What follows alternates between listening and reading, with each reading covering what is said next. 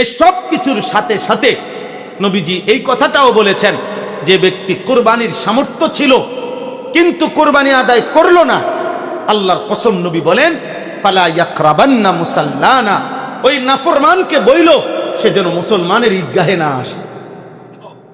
আরে বইল তোর লগে মুসলমানের কোনো সমাজ নাই, তুই মুসলমানের সমাজে আসিস না, যা নাফরমান, তোর গোশত খাওয়া দরকার, গুমজা গোশত রান্না হইলে তোর উঠানো হবে।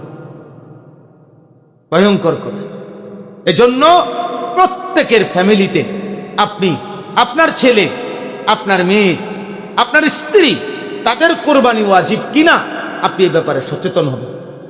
আপনি এ ব্যাপারে সচেতন হবেন। খামখেয়ালি করলে এটা কোনোভাবেই উচিত হবে না। আল্লাহ তাআলা আমাদেরকে তৌফিক দান করেন। শেষ কথা হলো, আল্লাহ তাআলা বলেন ফাইদা ওয়াজাবাত জুনুবুহা, যখন কোরবানির প্রাণী জবাই পূর্ণ হয়ে যায়, ফাকুলু মিনহা, তোমরা তার থেকে খাও, ওয়া আতইমুল কানিআ ওয়াল মু'তার, এবং তোমাদের আত্মীয় স্বজন, গরিব দুঃখী, তাদেরকেও খাওয়াও। কাযালিকা সাখখারনাহা লাকুম লাআল্লাকুম তাশকুরুন, আল্লাহ বলেন আমি কোরবানির প্রাণী তোমাদের অধীন করে দিয়েছি যেন তোমরা আল্লাহ তাআলার শুকর আদায় করতে পারো। প্রিয় ভাই আমার, আল্লাহ তাআলার মহব্বতে সরেন, আপনি সরেন।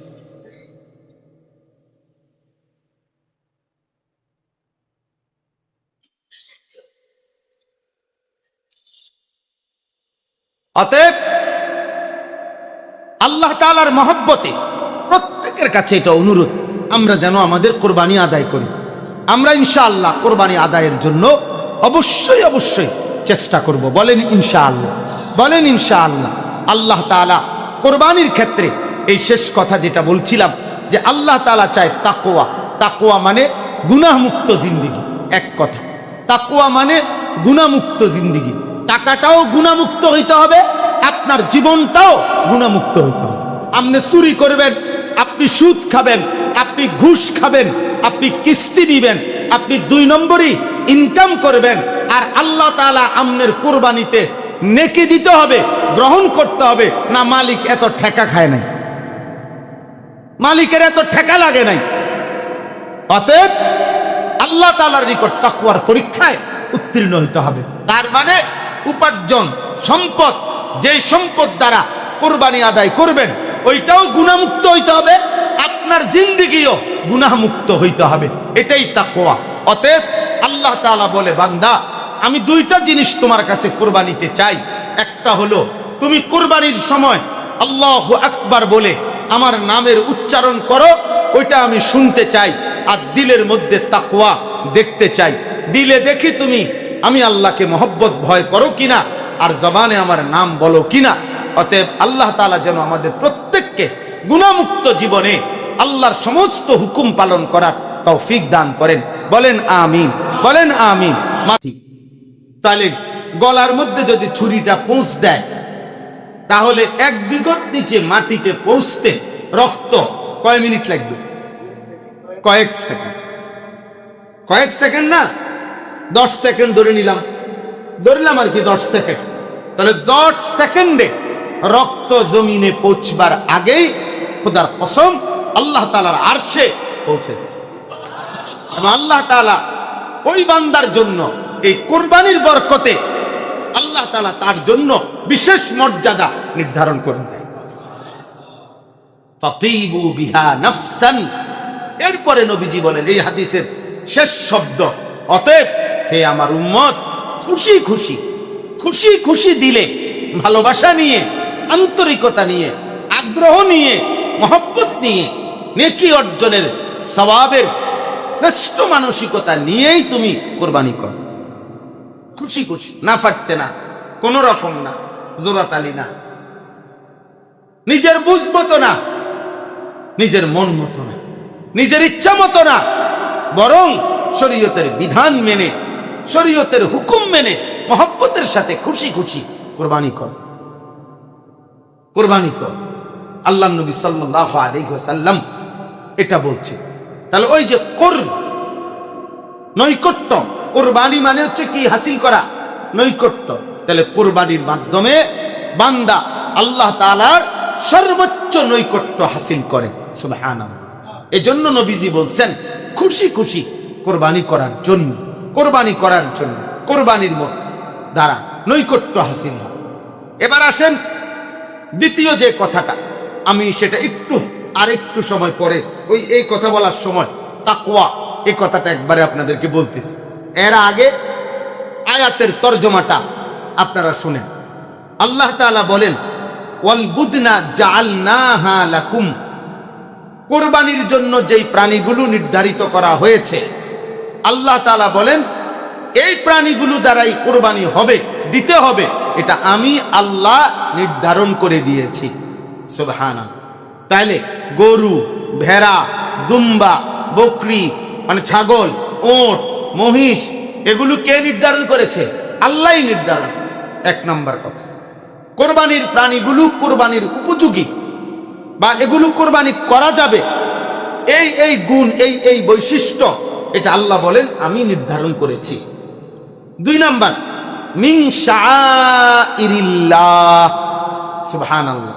আল্লাহ তাআলা বলেন কোন বান্দা যখন কোরবানির জন্য প্রাণী নির্ধারন করে, যখন সিদ্ধান্ত নেয় এই গরুটা, এই ছাগল, এই ভেড়া, এই উট, এই মহিষ, এই দুম্বা আমি কুরবানি করব আল্লাহর জন্য, আল্লাহ তাআলা বলেন বান্দা এক কথা এটা সাথে সাথে আমার হয়ে যায়।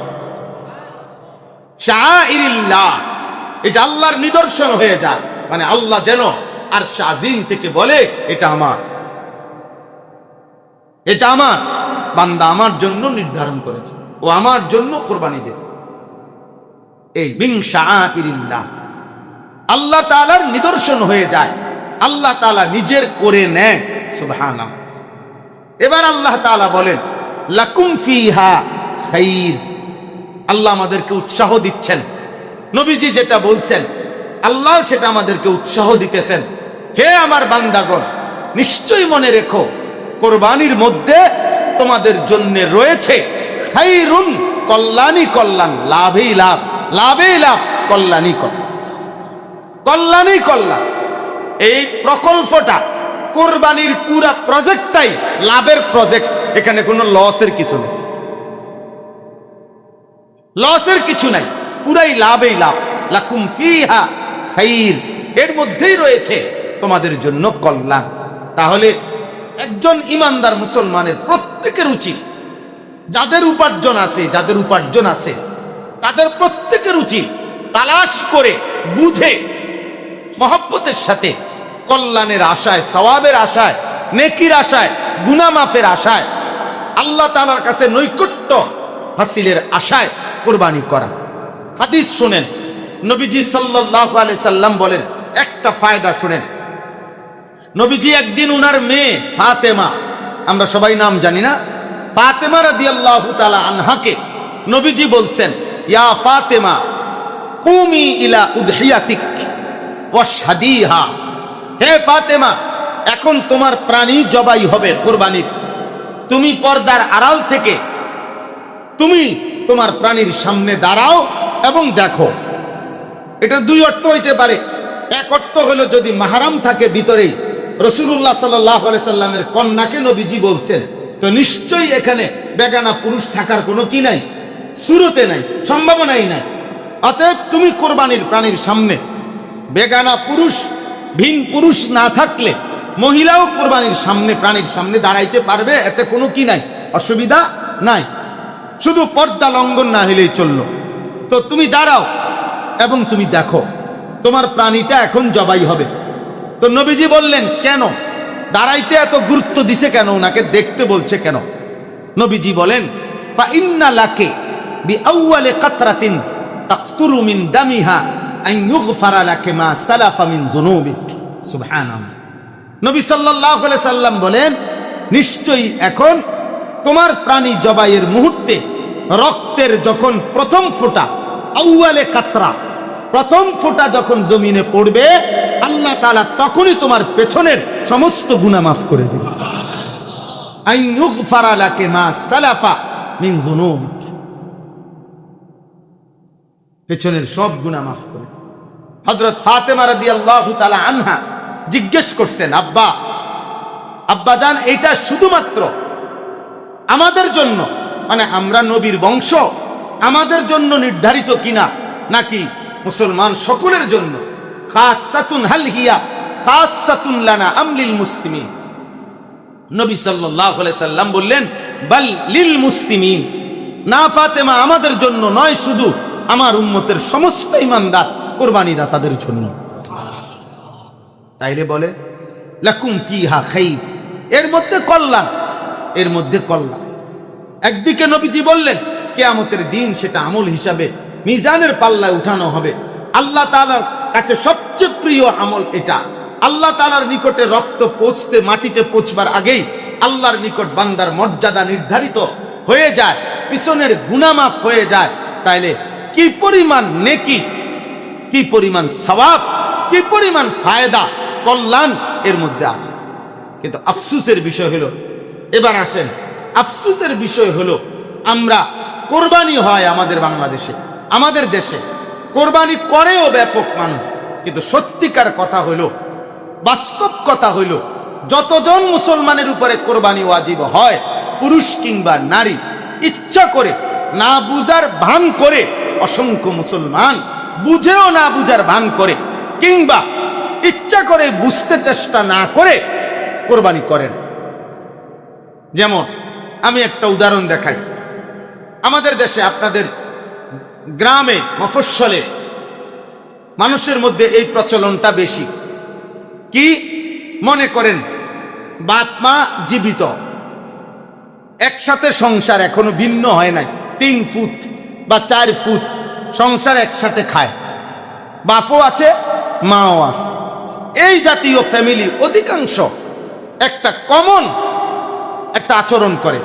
কি, যে ছেলেটা বিদেশ, ও 30,000 টাকা পাঠাইছে, আপনার 50,000 টাকা পাঠাইছে। তো টাকা পাঠানোর পরে এই বাড়িতে বাপমার নামে 2 শরিক কোরবানি দিছে, দিয়া এখন সবাই মিল্লা গোশত খাইতেছে। এই যে কোরবানি হয়েছে, আমগো ঘরে কি হয়েছে? কোরবানি হয়েছে। 1 সূরত। 2 সূরত। দ্বিতীয় সূরত হইল 3টা ছেলে, 3 জনই রোজগার করে। ধরেন একজন বিদেশ, একজন ঢাকা চাকরি করে, একজন গ্রামে দোকানদারি করে বা কিছু একটা করে। দাও দাও, যে যা পারে দাও। তো ওই বিদেশের হেবড়ায় দিছে 25,000, ওই ঢাকা শহরের ওপরে দিছে 15,000, আর ওই গ্রামে যে বেড়া, যে ছেলে, ওই দিছে টাকা 10,000, আব্বাই নিজের থেকে মিলাইয়া দিছে আরো 10-12,000, এমনি এমনি মিলাইয়া হয়েছে 60,000। এইবার এই 60,000 টাকা দিয়া 2 শরিক মনে করেন কি দিছে, বাপমার নামে কোরবানি দিছে। ঘরের মধ্যে কোরবানির ব্যবস্থা হয়েছে, গোস্তের ব্যবস্থা হয়েছে, আমরা ঘরে কোরবানি দিতেছে। এখন প্রশ্ন হইল, ঈদুল আজহার 3 দিন, 10, 11, 12 জিলহজ, কোরবানির ওই 3 দিন, মানে আমনে সহজে বৃহস্পতিবার, তো বৃহস্পতিবার ফজরের ওয়াক্ত থেকে শুরু করে শুক্র শনিবার মাগরিবের ওয়াক্ত পর্যন্ত, এই সময়ের ভিতরে যার কাছে 52.5 বড়ি রূপার দাম সমপরিমাণ মূল্য টাকা, অতিরিক্ত সম্পদ, ব্যবসার পণ্য, যার কাছে প্রয়োজনের অতিরিক্ত আসবাব আছে, যার, তার উপরেই কোরবানি ওয়াজিব। এখন 52.5 বড়ি রূপার দাম এই বছরের স্বাভাবিক হিসাব হইল 1,78,500 টাকা। আরেকটু বেশি রেটের হইলে 1,90,000 টাকা। সর্বোচ্চ আমি রেট জানছি 3600 টাকা বড়ি, 1,90,000 টাকা।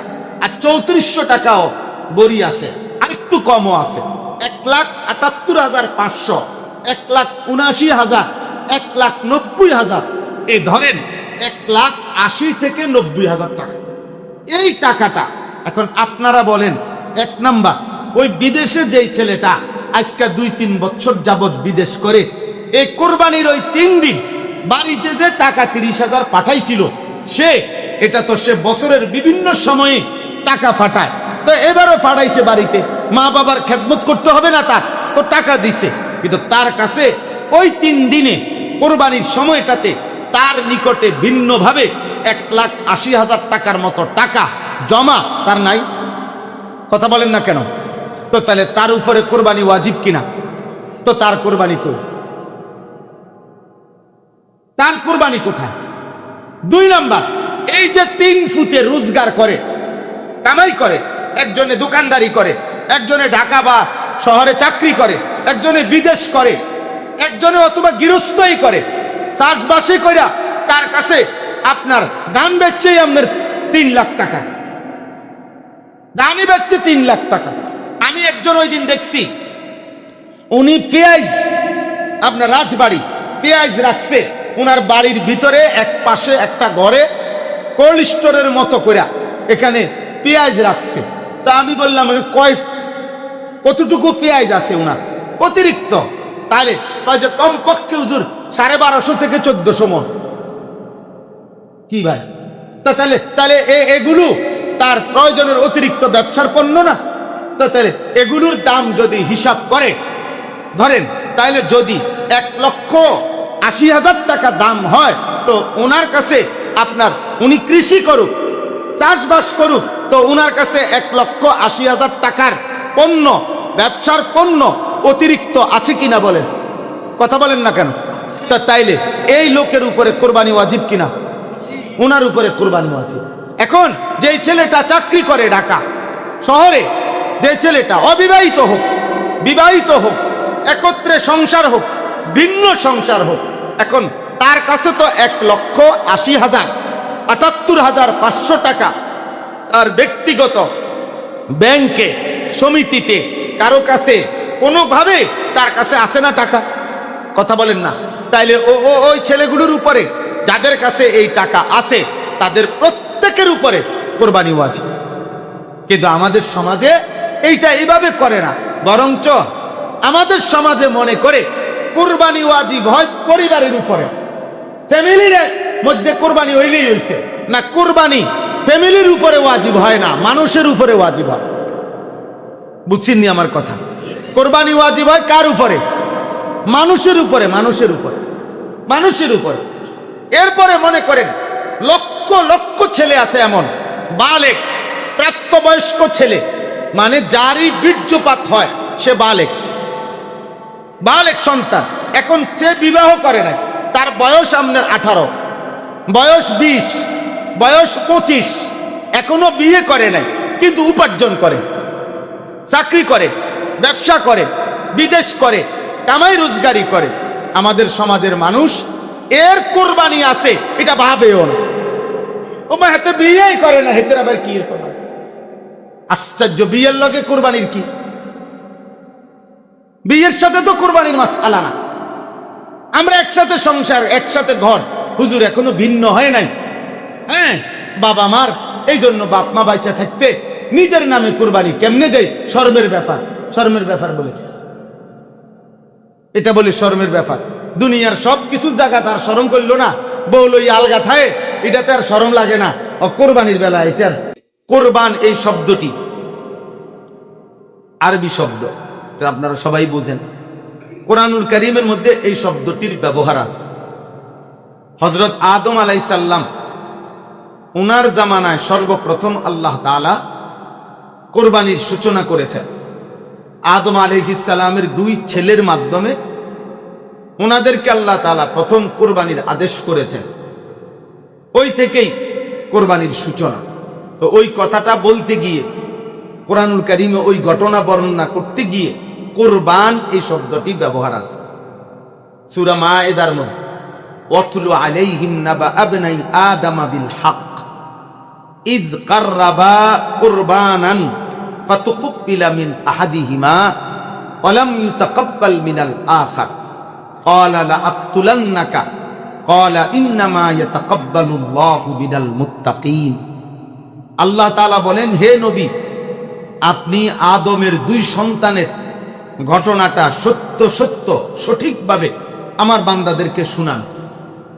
যখন আদমের 2 সন্তান উভয়েই আল্লাহর জন্য কোরবানি করল, ফাতুকবিলা মিন আহাদিহিমা, একজনের কোরবানি কবুল করা হলো, ওয়ালাম ইউতাকাব্বাল মিনাল আখার, অপরজনের কোরবানি কবুল করা হয় নাই। যার কোরবানি কবুল হয় নাই সেই কাবিল, তার ভাই যার কোরবানি কবুল হইছে হাবিল, তাকে বলল, ক্বালা লা আকতুলান্নাক, আমি তোমাকে মেরে ফেলব, হত্যা করে ফেলব। তখন হাবিল, যে ভাইয়ের কুরবানি কবুল হয়েছে, ক্বালা ইন্নামা ইয়াতাকাব্বালুল্লাহু মিনাল মুত্তাকিন, তিনি বলে দিলেন, ভাই আমি জীবন দেব, ঠিক আছে, তুমি আমাকে মেরে ফেলবা, এটাও ঠিক আছে, তবে কিয়ামত পর্যন্তের জন্য একটি কথা শুনে নাও, যে প্রত্যেক যুগে প্রত্যেক জামানায় আল্লাহ তাআলা কুরবানি কবুল করবেন তার তাকওয়ার পরীক্ষায় উত্তীর্ণ হবে যে, তাকওয়ার পরীক্ষায় উত্তীর্ণ হবে যে, যে নিজেকে মুত্তাকি হিসাবে প্রমাণ দিতে পারবে, আল্লাহ তাআলা শুধুমাত্র তার কুরবানি কবুল করবে। এখানে দুইটা কথা। এক নাম্বার কথা হলো কোরবান এই শব্দটির ব্যবহার, যেটা আমি আপনাদের কাছে বললাম, শুনাইলাম। দুই নাম্বার হলো এই কথাইটা, ইন্নামা ইয়াতাকাব্বালুল্লাহু মিনাল মুত্তাকিন। আপনারা শুনছেন, আমরা বুঝলেন, পৃথিবীর প্রথম কোরবানি যেদিন শুরু হয়েছে সেদিন দুইজন কোরবানি দিছে। তো প্রথম কোরবানির দিনে আল্লাহ তাআলা দেখায় দিছে তাকওয়ার অভাব হলে একজনের কোরবানি কবুল হয় নাই, তাকওয়া পূর্ণ থাকাতে একজনের কোরবানি কবুল হয়েছে। অতএব সেই থেকে নিয়ে কিয়ামত পর্যন্ত এটাই মূলনীতি, এটাই কথা, যে প্রত্যেক জামানায় কোরবানি কবুল হবে তার তাকওয়ার পরীক্ষায় যে নিজেকে উত্তীর্ণ করবে, এটা মনে রাখতে হবে। অতএব আপনি আমি কোরবানি করার আগেই আপনাকে জেনে নিতে হবে যে কোরবানি যদি আল্লাহর কাছে কবুল হইতে হয়, মানুষের কাছে কবুল হওয়ার জন্য ফেসবুকে ছবি দিলেই চলবে, মানুষ জানিয়ে নিল যে উনি কোরবানি দিতেছে। আপনার অসংখ্য, বর্তমানে মানুষকে জানানোর জন্য অসংখ্য মানুষ আপনার প্রতিনিয়ত গরুর সাথে, বিশেষ করে নওজোয়ান ছেলেরা, গরুর সাথে ছবি দেয়, নিজেও এক দাঁড়াইয়া গরুর সাথে ছবি দিয়া সবাইরে পরিচিত করে, নিজে সবাইরে জানায়। তা আমি সব সময় বলি, এটার দ্বারা সে এটা বুঝাইতে চায় যে সকলে দেখেন গরুর সাথে গরু কেমন দেখা যায়, যে কমেন্টস করে জানাবেন গরুর সাথে গরু কেমন লাগতেছে। তো নিশ্চয়ই বিবেকবান মানুষ মনে বলবে, হ্যাঁ উভয় গরু একরকমই লাগতেছে, হ্যাঁ দুইটাই গরুই মনে হচ্ছে। কারণ মানুষ গরু হইতে পারে কিন্তু গরু মানুষ হইতে পারে, মানুষ ছাগল হইতে পারে কিন্তু ছাগল মানুষ হইতে পারে, মানুষ জানোয়ার হইতে পারে কিন্তু জানোয়ার মানুষ হইতে পারে। কোরআনুল কারীমে আল্লাহ তাআলা মানুষকে জানোয়ার বলছে কিন্তু জানোয়ারকে মানুষ বলেন। উলাইকা কাল আনআম, আল্লাহ তাআলা বলছেন নাফরমান মানুষ জানোয়ারের মত। তাহলে মানুষ কি হইতে পারে? জানোয়ার, কিন্তু জানোয়ার কি হইতে পারে না? মানুষ হইতে। তাইলে আল্লাহর কাছে কবুল হইতে হইলে, আল্লাহর কাছে গ্রহণযোগ্য হইতে হইলে তাকওয়ার পরীক্ষায় উত্তীর্ণ হইতে হবে, তাকওয়ার পরীক্ষা। এজন্য এই দুই শব্দ সংক্ষেপে অল্প একটু আমরা বুঝার চেষ্টা করি। এইখানেও এই কথাইটা আছে, এই যে আয়াত আমি পড়ছি সূরা হজ্জের, এখানেও স্পষ্ট আল্লাহ তাআলা বলছেন, লান ইয়ানালাল্লাহা লুহুমুহা ওয়ালা দিমাউহা, আল্লাহ তাআলার কাছে পৌঁছবে না কোরবানির রক্ত, কোরবানির গোশত, ওয়ালাকিন ইয়ানালুহুত তাকওয়া মিনকুম, বরং আল্লাহ তাআলার কাছে পৌঁছবে তোমাদের তাকওয়া। তাহলে প্রথম যেদিন কোরবানির সূচনা হয় সেদিনই হাবিল শুনায় দিছে কোরবানি কবুল হবে তার, তাকওয়া থাকবে যার। আবার এখানেও আল্লাহ তাআলা 37 নম্বর আয়াতে, মানে এই প্রসঙ্গের আলোচনা, কোরবানি সম্পর্কিত আলোচনার প্রসঙ্গটা শেষ করতে গিয়ে শেষ কথাটা আল্লাহ বলছেন, ওয়ালাকিন ইয়ানালুহুত তাকওয়া, আল্লাহর নিকট পৌঁছবে তাকওয়া। যেন আল্লাহ তাআলা বললেন, বান্দা প্রথম দিনও আমি শুনাইছি, আজ আমি শেষবারে কথা শেষ করতে গিয়ে উপসংহার। তাহলে ভূমিকার মধ্যেও বলছি কোরবানিতে তাকওয়া টার্গেট, উপসংহারের মধ্যে বলছি কোরবানিতে কি টার্গেট? তাকওয়া। তাহলে বিষয়টা গুরুত্বপূর্ণ। সূচনাতেও বলেছি, উপসংহারেও কি বলেছি, সমাপ্তিতেও বলেছি। তাহলে এখানে গুরুত্বপূর্ণ বিষয় হলো তাকওয়া। তাকওয়া জরুরি, তাকওয়া জরুরি, তাকওয়া জরুরি, তাকওয়া জরুরি। তাহলে আসেন, কুরবান এই শব্দটি, আরবি এই শব্দটির অর্থ হচ্ছে কুরব, নৈকট্য হাসিল করা, নৈকট্য, সান্নিধ্য হাসিল করা। তাহলে বান্দা যখন কুরবানি করে নিঃসন্দেহে তাকওয়ার মাধ্যমে, তাকওয়ার ভিত্তিতে যদি তার কুরবানিটা উত্তীর্ণ হয়, তো আল্লাহ তাআলার সর্বোচ্চ নৈকট্য, ঘনিষ্ঠতা এই পশু জবাই, এই কুরবানির মাধ্যমে সে হাসিল করে। সুবহানাল্লাহ। কেমন ঘনিষ্ঠতা, কেমন নৈকট্য হয় কুরবানির দ্বারা? হাদিসের মধ্যে আছে, নবীজির হাদিসটা শুনেন। আল্লাহ নবী সাল্লাল্লাহু আলাইহি ওয়াসাল্লাম বলেন, মা আমিলা আদমিগুন আমালান ইয়াউমান নাহরি আহাব্বা ইলাল্লাহি আযজা ওয়া জাল মিন ইহরাকিদ দাম। নবীজি সাল্লাল্লাহু আলাইহি সাল্লাম বলেন, কুরবানির দিন 10ই জিলহজ কোন বান্দা যতগুলো ইবাদত করে, আল্লাহর নিকট সেদিনকার সবচেয়ে প্রিয় আমল হচ্ছে ওই পশু জবাই করা। তাহলে 1 নাম্বার, আল্লাহ তাআলার নিকটে বান্দা সবচেয়ে প্রিয় পাত্র হয় এই হালাল পশু জবাইয়ের দ্বারা, কুরবানি করার দ্বারা। 2 নাম্বার, নবীজি বলেন, ওয়া ইন্নাহু লা ইয়াতি ইয়াউমাল কিয়ামা বিকুরুনিহা ওয়া আশআরিহা ওয়া আজলাফিহা।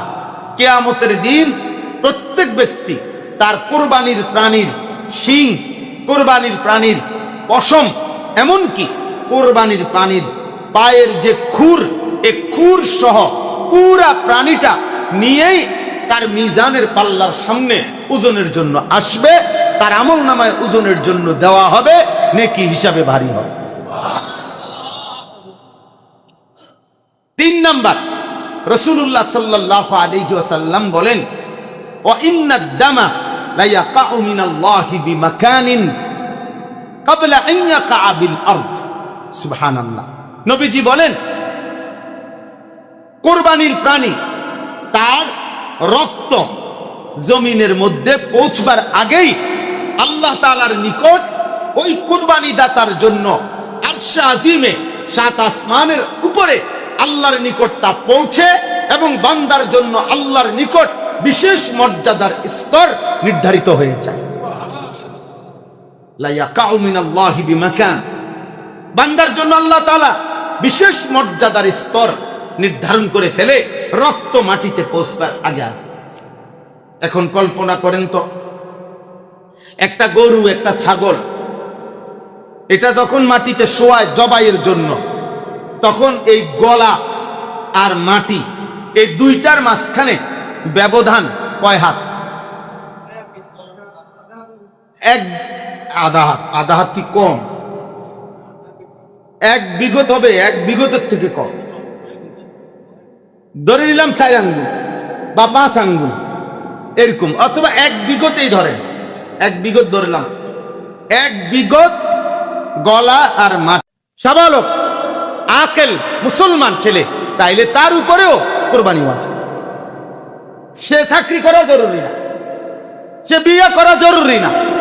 মনে করেন সে জমাইছিল টাকা, তো জমানো টাকাই এখন রয়ে গেছে কত? 2 লাখ টাকা। তাহলে তার কাছেও কোরবানি আছে।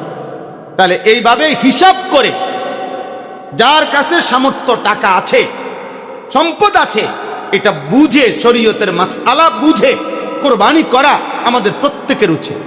আরেকটা উদাহরণ বলি মহিলাদের বিষয়ে। যেই মহিলার কাছে স্বর্ণ আছে, মনে করেন 1 বড়ি, কতটুকু? সাথে ওই 3 দিন এই মহিলার কাছে 5,000 টাকা আছে জমা, বা 10,000 টাকা আছে, তাহলে এই স্বর্ণ এবং ওই টাকা 10,000 টাকা একত্র করিলে, দুটোটার দাম হিসাব করলে যদি 1,78,500 টাকা বা 1,80,000 ধরলাম, এই টাকাটা কম বেশ হইতে পারে 2-4-5,000।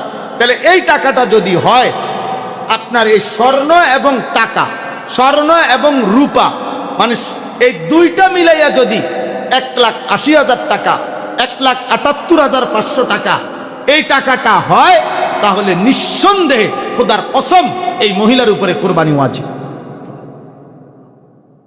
এখন বলেন আমাদের সমাজে কি পরিমাণ মহিলাদের উপরে, ঘরের স্ত্রীদের উপরে কোরবানি ওয়াজিব হয়ে আছে, কই আদায় হচ্ছে এটা?